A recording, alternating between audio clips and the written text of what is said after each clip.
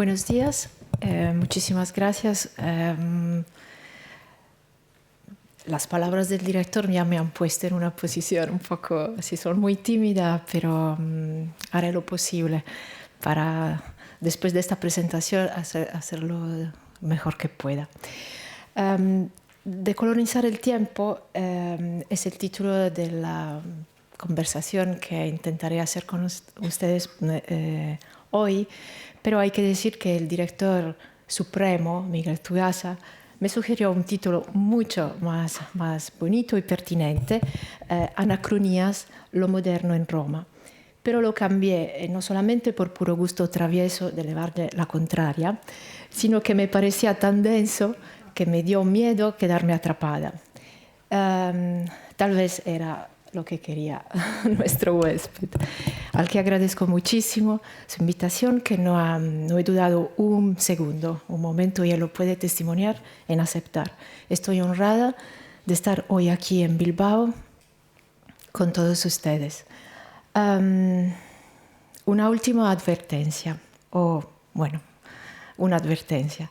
Me han ofrecido la traducción del italiano, pero no por presumida, sino por verdadero amor por nuestro idioma, que en algún momento a mí me parece que llegué a hablar mejor que el italiano, he decidido atreverme. Sé que puedo contar con ustedes, hasta cierto punto me imagino, ya que vais a aceptar el sufrimiento de ver cómo lo machaco en muchas ocasiones.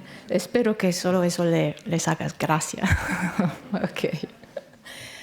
Me gustaría anticipar el final, o sea, la tesis que voy a sostener.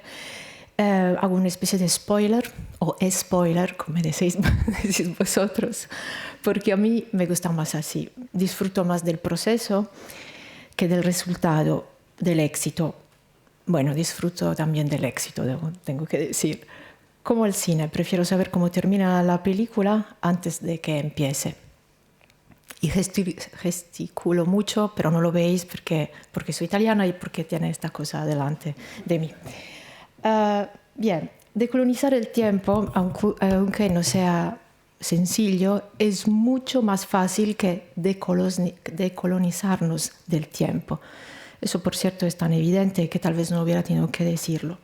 Lo que a mí me importa aquí es que cuando no tenemos en cuenta del tiempo lineal, de la secuencia cronológica, es decir, de una visión muy parcial de cómo están las cosas, de un punto de vista muy limitado, aunque aparentemente prevalente, porque ha sido exportado a la fuerza como la democracia en muchos casos, en muchas partes del mundo. Cuando no se tiene en cuenta del tiempo convencional, del reloj, las cosas cambian y se vuelven mucho más interesantes, mucho más completas, complejas, se conectan con un sentimiento, con una conciencia, con una sabiduría mucho más antigua, anárquica en su sentido literal, que una vez encontrada vibra, ilumina las posibilidades de comprensión de la complejidad que vivimos y vuelve toda una fiesta, por lo menos para mí, mucho más interesante. Olvidar el orden de la orden académica establecida, formalista y también tranquilizante y confortante para inventar algo diferente y poner en evidencia toda una serie de charlas, y aquí no utilizo acaso esta palabra, que la sobra entretienen entre ellas, a pesar de nosotros. Es la epoqué del tiempo cronológico, como diría Zambrano. Por eso me gustaría empezar, y ahora viene problema técnico, con un video de John Baldessari. Aquí tengo todas las instrucciones que no sé hacer. Ok. No sé darle a play. Así. Vamos a hacer pantalla completa. Ok. De acuerdo. Y luego así.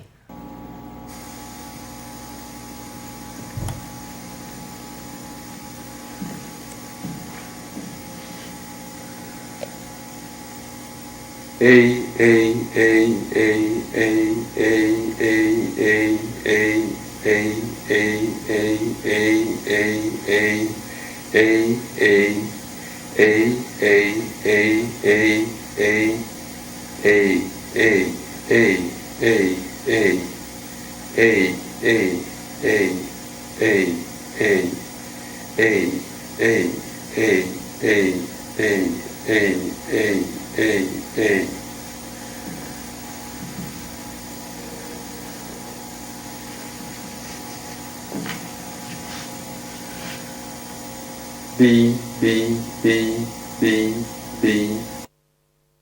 Va hasta Z, o sea que si no hubiera sido. Entonces lo paramos aquí, luego tengo que hacer. Ok. ¿Por qué empezar con este video? No tanto para confundirles, o también por eso, sino porque es parte fundamental del discurso, por las razones que os explicaré ahora. El título es Teaching a Plant the Alphabet, es del 1972, y no quiero hacer un análisis. Tal vez vuelvo. Ok, lo paro. Un análisis histórico-artística, sino de fijarnos un momento en la imagen. Vemos una planta en maceta que parece ser un plátano en un taburete sobre un fondo blanco. Con paciencia el artista que hace entrega las tarjetas del abecedario de la escuela primaria. ¿Qué hace el artista? Invierte un acto lógico de enseñar en un ejercicio ilógico de repetición sin sentido, llevando la situación a un nivel de desconcierto desconcierto humorístico, digamos. Tiene una sutil ironía, y Baldessari lo sabe, y cuestiona un sistema de enseñanza banal basado en la monotonía o en la monótona transmisión de conocimientos. Lo absurdo del acto confronta nuestras ideas y expectativas preconcebidas sobre el arte, y esto es el punto para mí, y la enseñanza. Pero hay algo más interesante, algo que tal vez se ve ahora en la obra, es la razón por que las obras siguen hablándonos, ¿no? Es que la intuición de Baldessari para mí es que él piensa que la planta puede entender, o sea, que sea posible la comunicación interespecífica. Y la planta es muy paciente también, muy elegante, muy estoica. Ella también no puede más, pero ¿qué puede hacer? No comunican, evidentemente, pero seguramente tiene cierto desconcierto, ella también. O sea, existe la comunicación interespecífica. El problema es que queremos, una vez tenida esta intuición fantástica, luego queremos nuestro método. Los seres humanos quieren imponer el único método posible. Y lo hacemos también con los seres humanos, imaginamos con los animales, ¿no? Os hago un ejemplo muy sencillo, como un perrito, ¿no? Que nos demuestra de todas formas cuánto nos quiere, y al final lo que sabemos decir y solamente le falta la palabra, que yo creo que el perrito un poco se enfada, ¿no? Dice, bueno, estoy todo el tiempo diciéndote que te quiero, pero tú quieres escucharme, no quieres escuchar las palabras. Y entonces, para mí, esto es un detalle muy importante para entender lo que os diré enseguida. En un libro que se titula What a Plant Knows, un genetista botánico que se llama Daniel Chamovitz afirma, piénsalo de esta manera: las plantas te ven. De hecho, las plantas vigilan constantemente su entorno visible. Las plantas ven si te acercas a ellas, saben cuándo te pones encima, saben si llevas una camisa azul o roja. Y esa forma de ver el mundo a mí me interesa muchísimo, porque es una forma de tener, se habla tanto del cuidado, yo creo que esta sería una forma muy interesante de tener cuidado de los demás. Bien, ahora tengo que...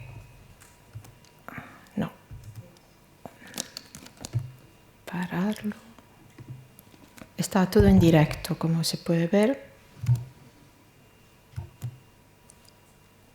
Okay. Y ahora... no. Sigo. Ok.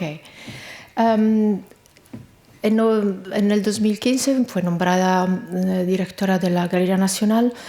Fue una especie de revolución porque una ley del 2014 del ministro Franceschini abrió las puertas del ministerio a directores que no hacían parte, no eran funcionarios, y yo soy parte de los primeros 20 de esta experiencia que luego ha seguido renovándose. Llegué a la galería, la situación era muy difícil. Muy precaria, y entonces y no tenía dinero, como es una condición, creo, de los museos, desgraciadamente. En todo caso, lo que hice fue reformar el edificio, pensar que tenía que pensar primero en eso, y después de 6 meses empecé a trabajar sobre los temas que quería investigar a lo largo de mi mandato en la Galería Nacional. Yo no quiero ser una comisaria. Aquí la monitoriva decía, pues tú naciste directora, porque empecé cuando tenía 27 años, muy temprano. Y a veces lo tenemos que hacer porque no hay otra forma, aunque estamos siempre detrás de todo lo que pasa en el museo posiblemente. Pero en este caso, así como en el caso de Time, fue necesario porque el cambio fue tan fuerte que el museo no estaba preparado a tomarse una responsabilidad sobre este cambio. Pues entonces empieza The Lasting, os haré ver algunas exposiciones, algunas imágenes, pero lo más importante para mí es contarnos de qué se trata. El título era como una anticipación de Time is Out of Joint, y The Lasting, con su significado, la duración, lo que permanece, los restos irreductibles, y en Roma con lo de la arqueología, eso es muy evidente. Me interesaba bastante, y lo que hice fue invitar artistas que no estaban en colección y empezar a mezclarlo con la colección. De hecho, allí en primer plan veis Medardo Rosso. Un proverbio zen dice: en la pausa entre notas, es la pausa entre notas que produce la música. Y era un poco eso que a mí me interesaba, no elegir el ritmo, sino marcarlo, empezar a decir desde la Galería Nacional algo diferente. En este caso fue imaginar una exposición que tenía en el centro físico arquitectónico de la galería del museo como el principio y el final de lo que iba a suceder allí. Respondiendo a la pregunta de un arquitecto fantástico, que se llama Kevin Lynch, que escribió este libro que se titula ¿Qué tiempo es este lugar?, que cambiaba un poco la perspectiva una vez más. Al fin y al cabo, todo lugar concreto es un palincesto de épocas pasadas, o representa la exclusión de pruebas de épocas pasadas, y por tanto se convierte en un lugar embrujado por lugares anteriores que ahora se han transformado casi en no lugares. El genius loci de la cuestión, en cambio, es más elusivo. Todo el mundo habla de genius loci, pero no se sabe exactamente dónde está. Y yo me temo que la especificidad del lugar está perdiendo su batalla contra la estética generalista y genérica y la funcionalidad anónima. Tal vez el poder del capitalismo consiste en el volver a meter esos genios en la lámpara, todo para volver a etiquetarlo y posiblemente revenderlo, si esa es la lógica, ¿no?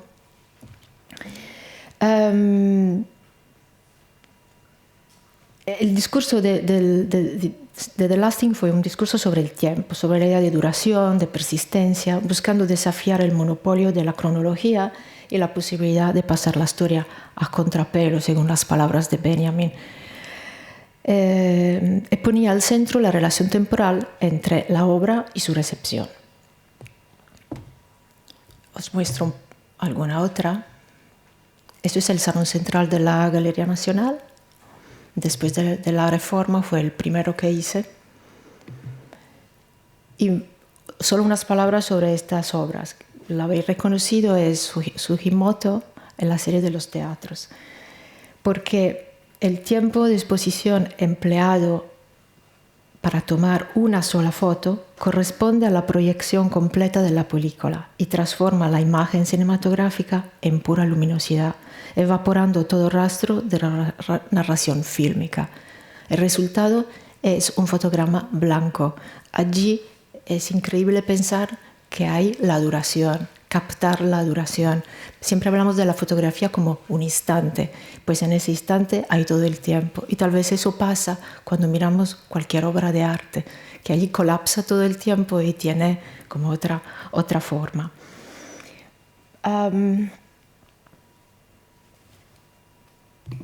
Luego ella está, eso yo. Mientras Medardo no ha cambiado nada, o sea, si ahora lo llevamos aquí para ir a una exposición, está perfectamente igual. Yo no, y se nota también, porque eso es un dato incontrovertible. O también es incontrovertible que los museos vuelven el pelo blanco, no sé, es posible, pero en mi caso fue así. Quiero decir que es interesante pensar al tiempo como el resultado de un proceso, sin todas las modificaciones que no cesan de producirse ante nuestros ojos, de un modo tan continuo y tan global que no las percibimos, nos escapan. Entonces, ¿qué hacemos? Nos sorprendemos del resultado. François Julien habla de las transformaciones silenciosas y hace el ejemplo de la arruga, que de repente decimos, bueno, ¿y esta? Pues esta está allí desde hace mucho tiempo y de repente es manifiesta. Y nuestra mentalidad, sobre todo occidental, no tiene mucha familiaridad con el proceso, digamos así. Y siempre estamos sorprendidos por el resultado de nuestras acciones o de lo que vamos haciendo. Mientras que deberíamos aliarnos con el cambio, o sea, y con las transformaciones, que es una palabra mucho más interesante, porque todo acontecimiento no es más que un aspecto puntual de una transformación en movimiento. Esta es Time is Out of Joint, fue esta intuición que tuvo una acogida un poco extraña al principio, porque yo pensaba que esta idea de un tiempo fuera de quicio, digamos, en Roma, podía ser muy familiar, pero dentro del museo las cosas luego no son tan familiares porque hay muchas expectativas con respecto al museo. La traducción, yo no sé en español exactamente cómo se traduce, aunque lo intenté porque mi tesis doctoral se titula Museología fuera de quicio, pero era una provocación tal vez. Derrida dedicó páginas y páginas a hablar de esta frase, de este verso del Hamlet de Shakespeare. Y también time a veces no se traduce como tiempo, se traduce como mundo, como naturaleza, y out of joint como fuera de conjunto, fuera de escuadra. También he leído desquiciado, desarticulado, por ejemplo. Es un tiempo que hay que recomponer. Y el mismo Hamlet en el verso siguiente dice, tal vez he nacido para ponerlo al derecho, que no es un derecho de volverlo como estaba antes, sino buscar una forma que sea tal vez la correcta por ese momento y por ese lugar. En todo caso, son las relaciones que no responden a las leyes ortodoxas, eso, y codificadas de la cronología, una vez más, y de la historia del arte, sino que se mueven absueltas y sin trabas en una suerte de anarquía que también he citado antes, que no tiene nada que ver con el desorden, sino que apela a algo que es anterior a las leyes. Time is Out of Joint fue un lugar de subversión y fue percibida así, porque cuando yo inauguré la exposición el 12 de octubre del 2016, yo pensaba que había hecho un clásico y que la composición que gana es la que manda al final en esta exposición. Hubiera sido, la iban a entender, pero no fue así, porque en el museo hay expectativas. Son como los lugares del corazón, ¿no? Que te gustaría verlos siempre iguales, ¿no? Y porque son reconfortantes. Y este cambio, esta torsión tan fuerte, al final tuvo una acogida como controversa, digamos así. También de los profesores que decían, ¿y ahora cómo hacemos? ¿No? Porque el museo ya no era la traducción del manual de historia del arte, ¿no? Y ponía otras preguntas. Al final los gané todo y ahora quieren mucho esta forma de presentación que se está transformando porque hay otra directora que piensa diversamente, de otra forma con respecto a mí. Para mí esta era una, ¿cómo puedo decir? Una reflexión sobre el presente, pero no del presentismo, que es muy fácil caer en eso, es muy peligroso tal vez, sino como entender dónde está la reserva de futuro que tenemos. Y para mí era importante reavivar una pasión por el futuro, una pasión erótica, paroxística, hay que quererlo, es una pasión generadora. Y tal vez la fórmula que he encontrado y que me parece eficaz es pensarnos como el pasado del futuro. Es que es otra forma de ser más responsables con respecto al porvenir y a lo que dejamos en herencia a las jóvenes generaciones. Pero esta idea de futuro que si es imprevisible, aunque en parte este compromiso hay una parte que es imprevisible, es como la que nos queda a nosotros. Pero esa posibilidad, en vez de galvanizarnos, de dar mucha energía, nos da miedo, nos paraliza, nos narcotiza. Y eso es súper peligroso. Y hay una frase de Breton que os voy a leer, no sé si la traducción es correcta, pero Breton dice: no hay mentira más desvergonzada que la que consiste en afirmar, incluso y sobre todo en presencia de lo irreparable, que la rebelión no sirve para nada.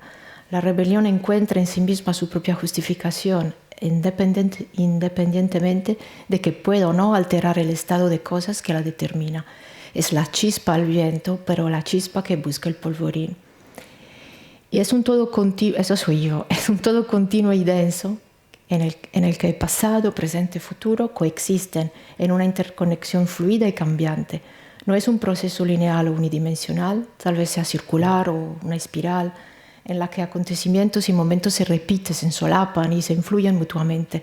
Tal vez sea cíclico y desafíe la subdivisión y obsolescencia impuestas por la visión lineal y cronológica.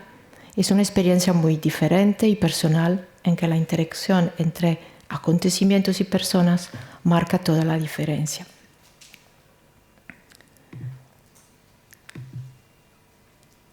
Esta es una de las salas que es como icono ahora de la Galería Nacional y es el Mar de Pascali con Ercole Lica y con Morris, las obras que seguramente reconocéis. Y cuando estrené la exposición le puse la fecha de inicio, pero no la del final, y me preguntaban, ¿pero cuándo se termina? ¿Cuándo se termina? Pero lo que yo hice fue montar la colección permanente como si fuese una exposición temporal. Y eso lo expliqué, pero era la única fórmula para hacerlo de esta manera. Y claro, lo que no he dicho era que no iba a desmontarla, porque la colección permanente no se desmonta cada 2x3. Y por lo menos tiene que resistir, en mi caso resistió 8 años. Bueno, ahora ya no. Bueno, esas son algunas de las salas. Tal vez ustedes han tenido en alguna ocasión la posibilidad de ir a la Galería Nacional y verla. También puse estas obras neoclásicas sin plinto, porque son todos dioses y son muy terrestres o terrenales, como se dice, entonces mejor que estén al mismo nivel que nosotros a mirar las obras. Y como ves, allí hay se hablan mucho las obras y hacen también small talks, como se dice, no necesariamente. Esa es otra sala principal, que es la sala, así dicho, de la guerra, por estas grandes obras que era imposible mover y que en todo caso no hubiera movido. Seguramente reconocen muchas de las obras que están allí, que ven aquí.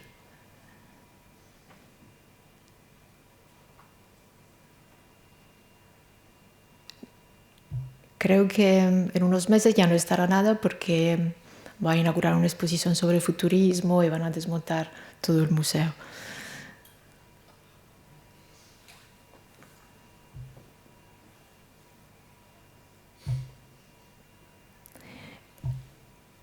Esas son yesos, no sé cómo se dice, la gipsoteca o gipsolier, gipsoteca y atelier, porque son las cosas que no se muestran en un museo, pero a mí me parecían tan interesantes y lo mostré así, como estaban guardadas.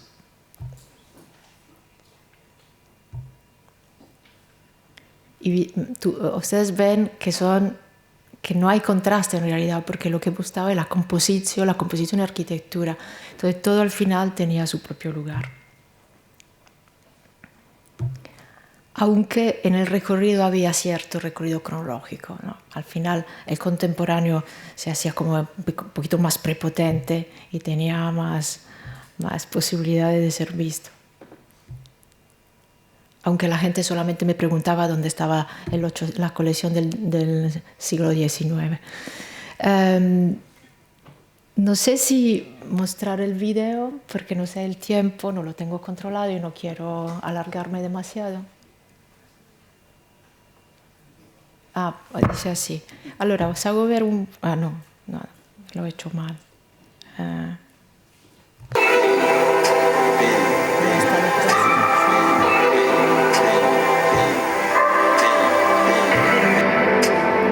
Sí, música.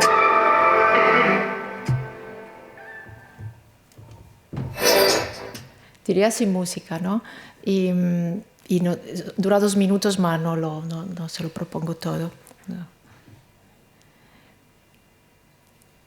Pero claro, es más interesante verlo así a través de un video que no solamente con la imagen fija y podéis ver más. Esa es una obra de Matteo Mattei, por cierto, que es sobre la decanonizing, sobre el canon de belleza dentro de los museos y grandes obras que conocéis. Mucha suerte en poder manejar este tipo de obras.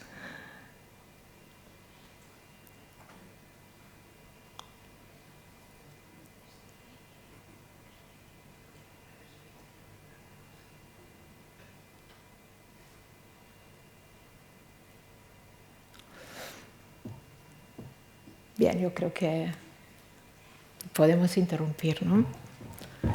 Haces bien a estar aquí a mi lado porque simplifica todo. Ok.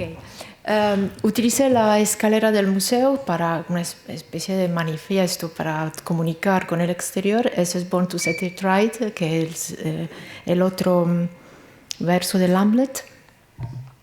Y esta, oíses ver las primeras dos, The Lasting Time is Out of Joint y la última. Esto fue mi adiós, my long goodbye a la Galería Nacional. El título de la exposición, el Panorama 19. Esas que os he mostrado y esta la tuve que hacer yo porque no quisieron los del museo hacerla por la responsabilidad. Y al final, como por 8 años me pidieron dónde estaba el 800, entonces se los puse todo junto en el salón principal. Pero claro, lo mezclé con fotografía, con video, y el resultado es este. Y para mí, y hay una frase de Merleau-Ponty que dice: después de todo, el mundo está a mi alrededor, no delante de mí. O sea, no estaba delante de la obra, estamos en el mundo. Y entonces esta exposición era tan envolvente que para mí era una forma de decir bienvenidos en la realidad real y no bienvenido en la realidad virtual, ¿no? Y hacía referencia al mundo del metaverso, al inmersivo, pero más inmerso o submersos en el mundo. Y en el museo esto es como ejemplar. Estas son algunas de las imágenes de la sala. Y veis aquí, eso es una obra de arte contemporáneo. Era un poquito más mimética, ¿no? Porque sé que con las personas que les gusta el 800 hay que tener mucho más cuidado. Pero no lo hago bien.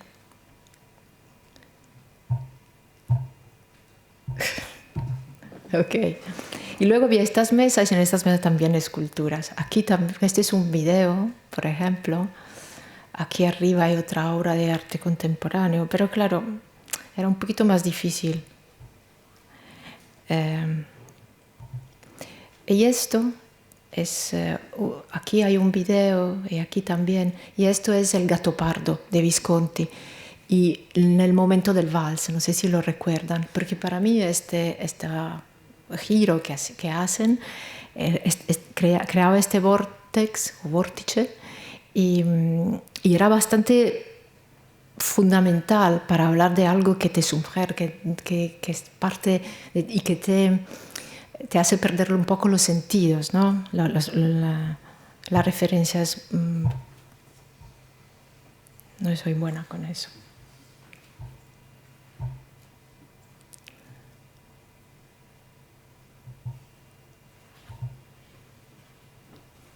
Obras icónicas también, ¿no? Y sobre esto un poco os he dicho todo, o sea que había esta idea de pánico, un poco pánico voluptuoso, y el vals que era muy alto, y las personas del museo que trabajan allí decían no podemos más, porque no podemos aguantar eso. Evidentemente nunca han trabajado en museos de arte contemporáneo más duro, donde hay esos sonidos terribles por horas y horas, y entonces, pero al final gané también con eso, y resistieron, y el vals fue como, todo el mundo lo apreció al final. En esta exposición yo quería poner en campo la idea de vertigo, o sea, que las obras te pueden dar los vertigos, que estamos rodeados de obras de arte, pero sobre todo estamos en el mundo. Y la tesis era, el metaverso y el museo se parecen mucho más de lo que estamos dispuestos a admitir, y Panorama intentaba demostrarlo. Voy hacia el final. Este es el Museo Mart, lo dirigí del 2012 al 2015, y esta es la magnífica obsesión. ¿Qué hice? Llegué allí en diciembre, el museo no tenía dinero, y siempre uno piensa que va allí, hace no sé qué, y tiene que pensar su programa de forma diferente.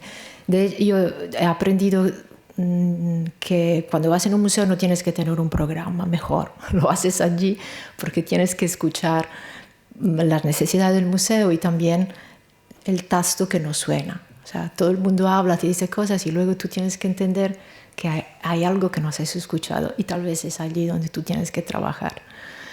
¿Qué me inventé? El Museo Mart, el museo joven relativamente, se abrió en el 2002, hecho toda de colecciones privadas, muy generosas, y con una directora muy buena que supo recolectar todas estas obras.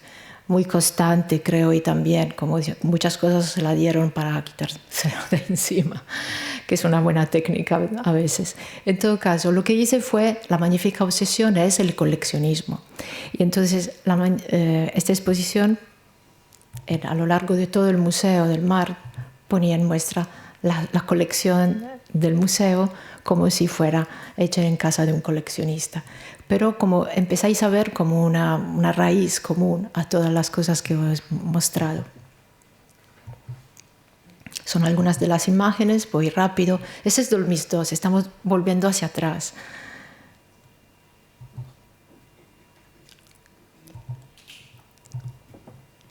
La definición que yo di de lo que hice en el Mart fue perturbadora, inquietante, maníaca, como son maníacos solo coleccionista, y fetichista.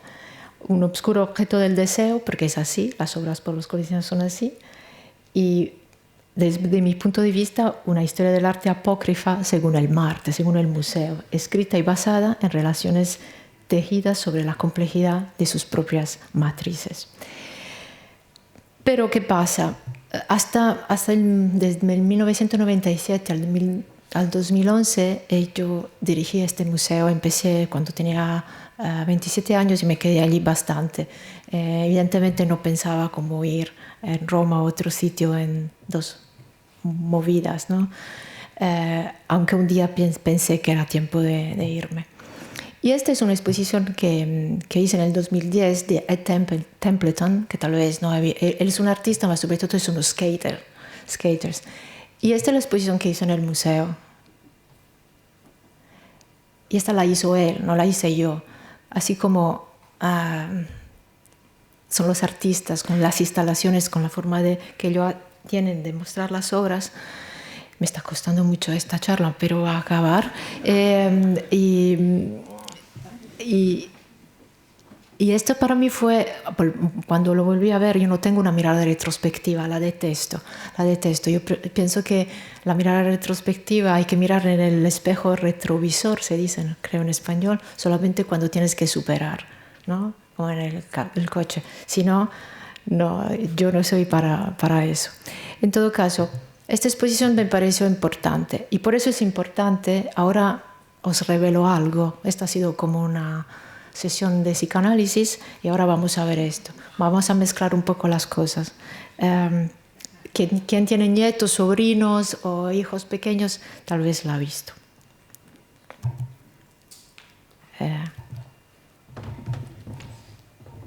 ¿Cómo te llamas? Iñaki. Iñaki, gracias. Si no estuvieras tú. No. Sí.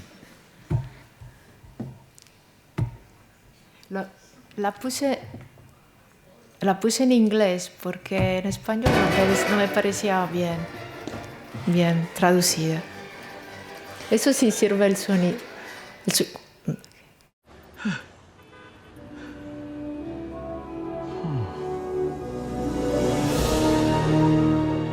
Dura muy poco, ¿eh? Why can't I burn these stupid bars? Oh, buddy. You got your head stuck pretty good, huh, guy?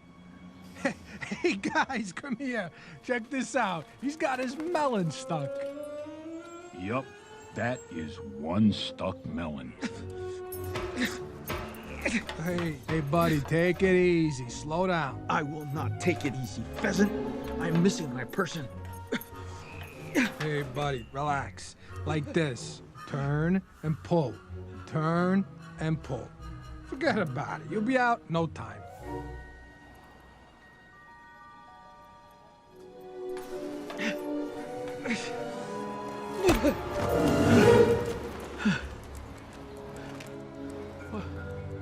What are these things? They've weakened me.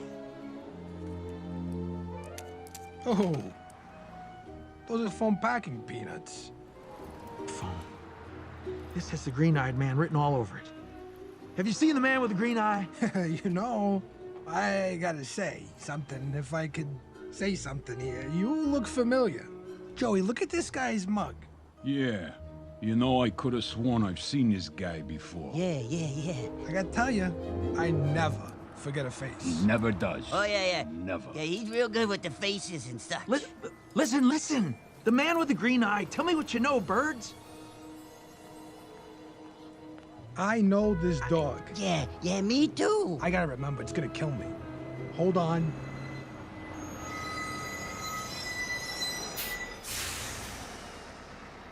No, I don't know. I thought I knew. Hey, you ever hang out down on 14th Street with a stray named Kelvin? Yeah. Kelvin, the Labradoodle. What? You gotta give me something here, cause this is redonkulous. Absolutely redonkulous. Capisce redonkulous, you know what that means? You pigeons are useless. I need someone on the inside, someone close to the green-eyed man. A cat. No sé si no se escuchaba muy bien, pero ellos dicen, y lo he visto esto, yo lo conozco. O sea, lo conozco, donde lo he visto, no lo he visto. Y cuando lo tienen allí enfrente, dicen, no. Y me pasó lo mismo a mí, porque el punto de origen de la magnífica obsesión no residía en los grandes libros, en las colecciones de los grandes maestros, en la literatura y en la literatura del arte. Ni siquiera estaba en las imágenes de los saloons, Warburg, en las pantallas de nuestros dispositivos personales. En cambio, se encontraba perdida en el campo, en un pequeño y austero santuario dedicado a San Costantino en Sedilo, en las fronteras meridionales de Barbagia, en Cerdeña. Cuando volví allí, en las paredes, estaba la Magnífica. Y todas las exposiciones que habéis visto.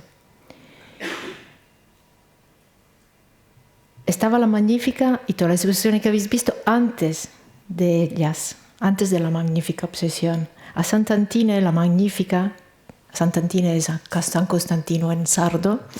La Magnífica, que al Mart se desmontó después de un año, permanece. Como si siempre hubiera estado allí, rebosante y compuesta, con las imágenes, fotografías, exvotos, pinturas, bordados, encajes, cartas que cuentan con una fuerza misteriosa y poderosa, con algo absoluto, ajeno a cualquier otra razón que no sea la de una confianza incondicional en la belleza y en el porvenir. O sea, eso era para mí mi raíz, la que descubrí, el imaginario que tenemos en el profundo. Y cuando os decía, hay algo que es sabiduría más que saber, más algo que nos han enseñado, como al principio hacía Baldassarri. Lo que tenemos que hacer es poner la raíz del arte en su sitio, o sea, en la vida. Gracias.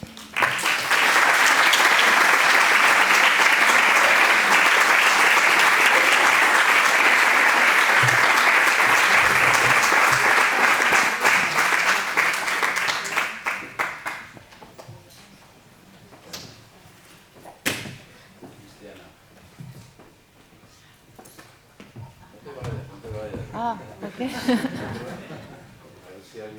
Ah, sí. Bueno, yo lo intenté, pero he cortado un pedacito, porque no sabía, ya no tenía controlada la hora y no sabía si os estaba aburriendo demasiado. Yo te quiero hacer una pregunta, Cristiana.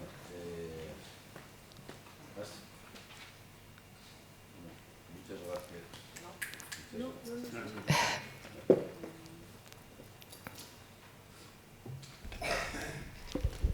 Sí, muchas gracias. Sí.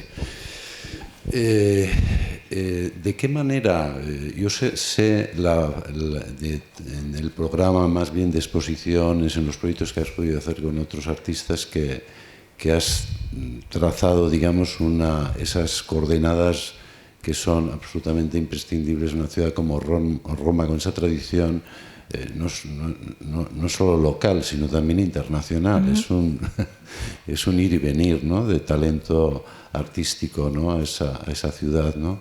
Y muy especialmente yo creo que has trabajado también con el contexto del arte español, has trabajado con muchos artistas españoles, sí, ¿no? Y me gustaría, aunque sea de forma con unas pinceladas, ¿no?, que nos hables de ella, aquella gran exposición que hiciste en torno a la arquitectura. Bueno, te doy esa posibilidad. Entonces, yo estudié en España, hice el doctorado y he tenido como una fascinación muy potente. No me lo esperaba, al final fue, yo diría como por casualidad, que gané una beca y pensé en la Complutense al final. Yo soy medievista de formación, entonces venía aquí para estudiar arte medieval. Pero ¿qué pasa? Fui a ver una exposición en la Reina Sofía, cocido y crudo, no sé si alguien se acuerda. Y esto fue como una epifanía. Y luego en la facultad me metí en dos máster, me metí en lo de la museología, ¿no? Y nunca había pensado ser director de nada, ¿no? Cuando uno es muy joven no piensa en eso. Y me acuerdo que voy al punto, que una vez cuando unos amigos de mis padres me dijeron, pero tú estudiando esto, ¿no?, ¿qué vas a hacer? Son un poco preocupados.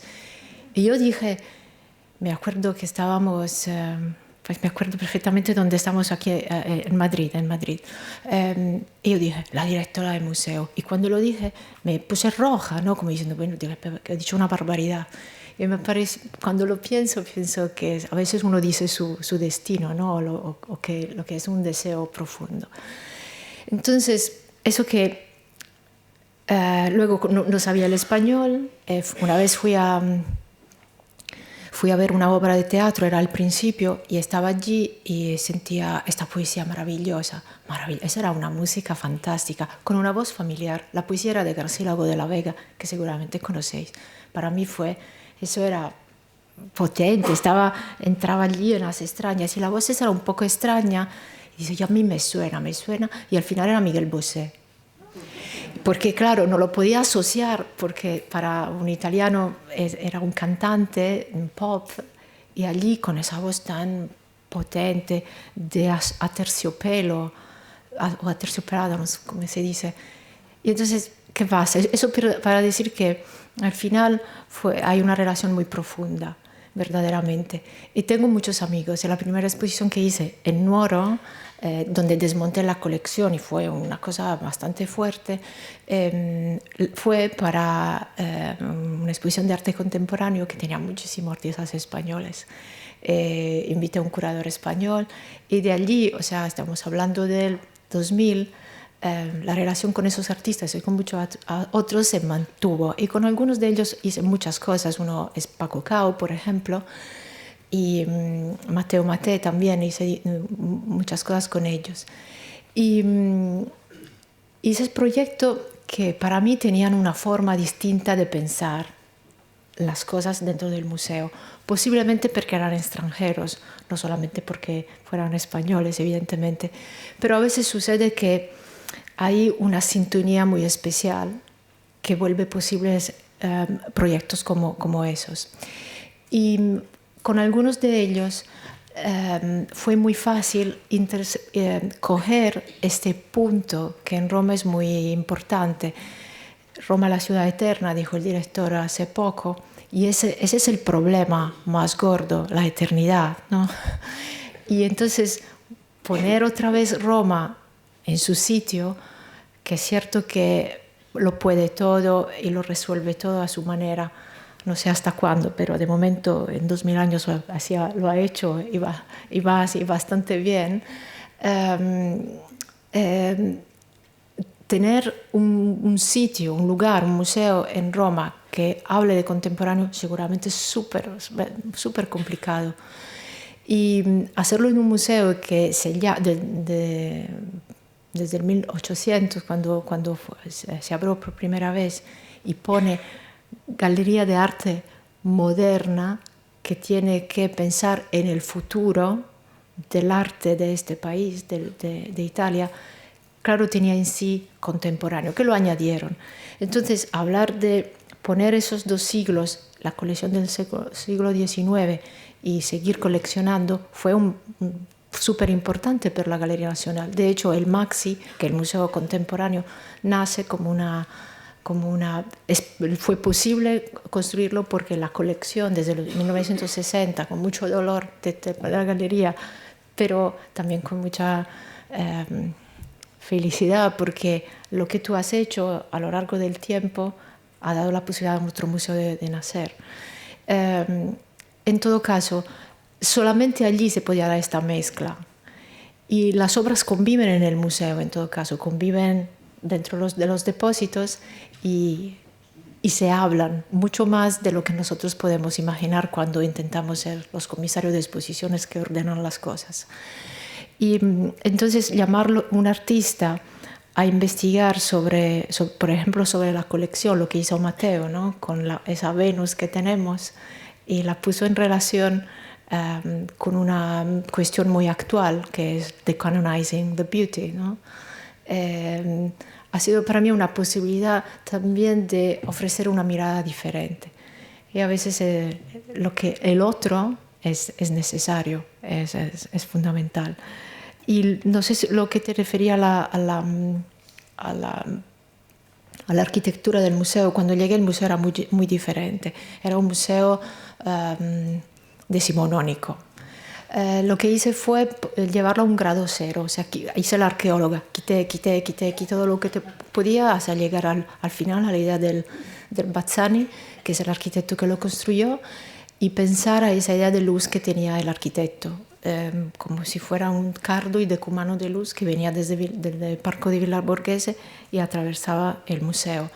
Y es muy difícil hacer entrar la luz natural en el museo, pero la sabiduría de arquitectos del pasado lo hacía posible, es posible en la Galería Nacional.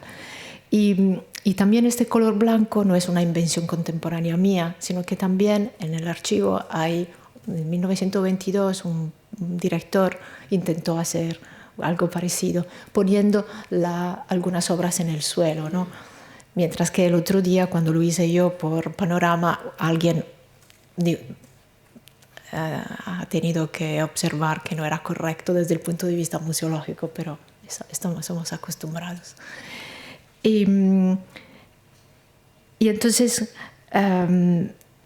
tener la posibilidad de un interlocutor diferente en una ciudad que tiene un antagonismo tremendo, porque quien va a Roma por primera vez no viene a la Galería Nacional, somos el sitio que vas a visitar el segundo o tercer día, pero somos éramos, porque ya no estoy allí, tal vez lo será todavía, 6 meses son muy pocos, porque las cosas cambian, es el museo más visitado por las personas que visitan Roma por segunda vez. Y tiene sentido, ¿no? Ya has visto las cosas que tienes que ver, el Coliseo y el otro, y lo único museo que ofrece algo diferente y que merece la pena tal vez visitar por esa razón, siempre somos muy, muy curiosos, es la Galería Nacional.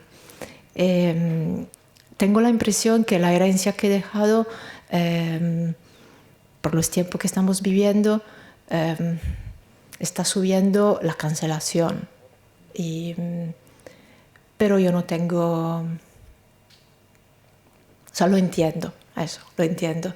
Y pienso que en todo caso restarán rasgos irreductibles de lo que he hecho en mis años en la Galería Nacional.